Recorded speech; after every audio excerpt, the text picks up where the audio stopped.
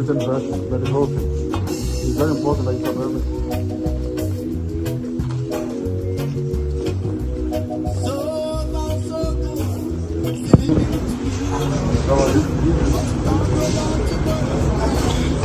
Good afternoon, sir. How are you? I'm fine, thank you. Good to see you. Good to see you. You're looking good. How have you been? Okay. How was the Salah? Great from what I was told. No celebration from your end? No, not at all. The surgery confirmed it. Are you ready for today's proceedings? Absolutely, absolutely. That's good. Absolutely. Welcome.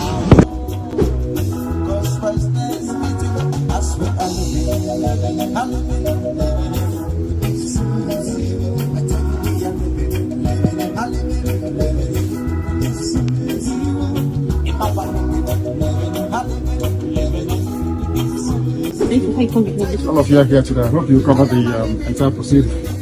Not the truncated version, the whole thing. It's very important that you cover everything.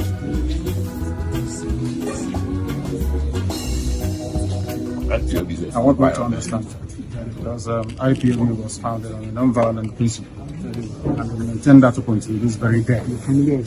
And everything, of course, and some of these soldiers, we are told, are also our people. Is that correct?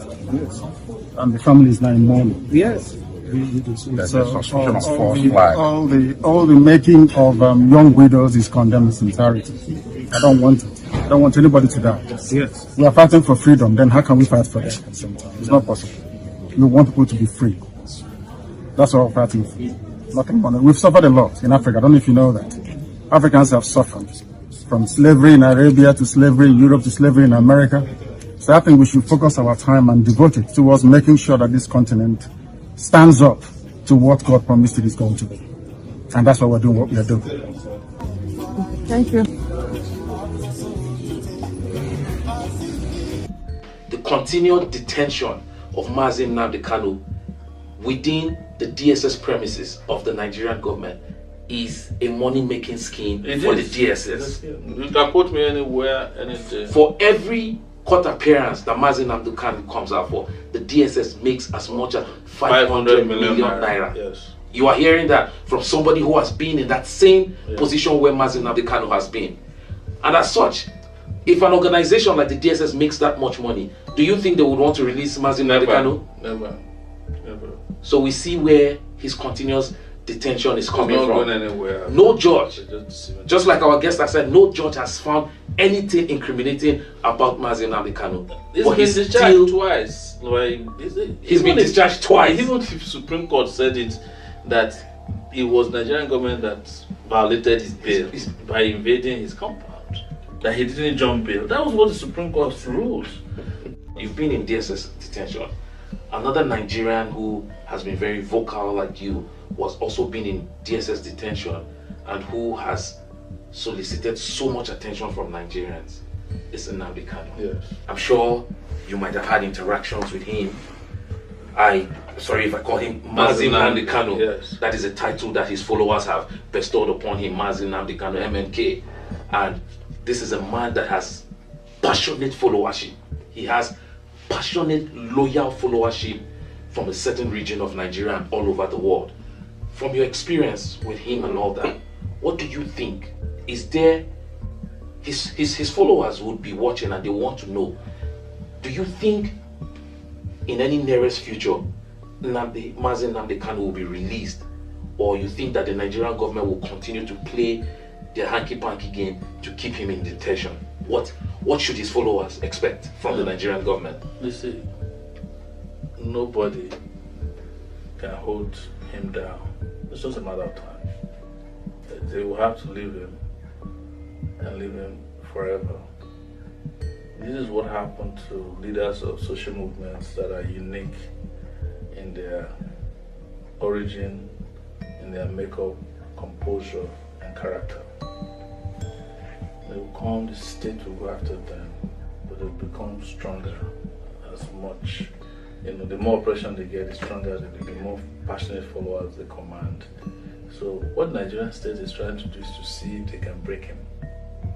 But unfortunately, he has passed that stage. He can't be broken anymore. Even if he breaks at this point, he has created an unbreakable message. So the best you can do is to find accommodation with him. And you saw what he did in court last time. It shows that he's still very much cognitively aware of his role in history. It's the same thing I told them when before they arrested me in 2019, that there's no judge that has ever tried history and succeeded. You know, we are people of history. And that's what came to pass. One day, they were the ones who went to court and said, "My lord, we want to withdraw the charges against you." But I told them from day one, I told the judge, they were religious, I said, "This is rubbish, madam." Say, read the judgment, read the charges. I said, when they finished reading, I said, "I don't understand." But my lawyer said, I should plead not guilty. The judge was riled. I'm looking at her, she was a very pesky judge like that. I'm looking at her, I said, "Look at this one." What's the judge's name? Let's call it. Ijeoma Ojukwu. Ijeoma Ojukwu. Yeah. Eventually, she was transferred out of Abuja. She wasn't happy because she felt she was used. You know. But I don't hold any grudge against her. That is her historical role in what I came to do. You know. And the moment that part is over, she had to move on. They even asked her to continue to be coming for my case. He says she's not doing it. Because maybe when the case first came to her table, she didn't know the gravity of what was coming. That she was standing in the way of a tsunami. And when she realized what it was, she had to just step aside. And that's what happened. So categorically, the judiciary is being held to hold Mazi Nnamdi Kanu. Oh, absolutely. There's all those pronouncements you are seeing in the court system it has nothing to do with the judge. See, what they do is that they write these things for the judges. This is what we want you to say today over this Kanu's matter. Because basically, even other justices in the Nigerian system, including the Supreme Court, practically declare that Nnamdi's case doesn't exist. There's no case against him. Even if they try him for 10 years, they cannot present any evidence. But what they will do is that they will never go to evidence. They'll just be adjourning, come today, come tomorrow, you file this, it's okay. Because all they need to do to waste your time in Nigeria, they adjourn 3 times a year.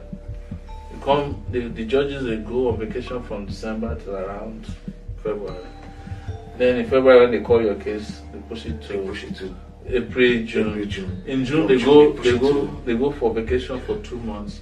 So your case will not come back on September. By September, they are in December.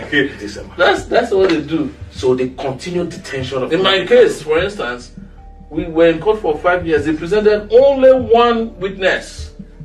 In 5 years. In 5 years, the state of Nigeria presented just one DSS guy who said he saw me at Ikeja, that I said there was going to be a protest.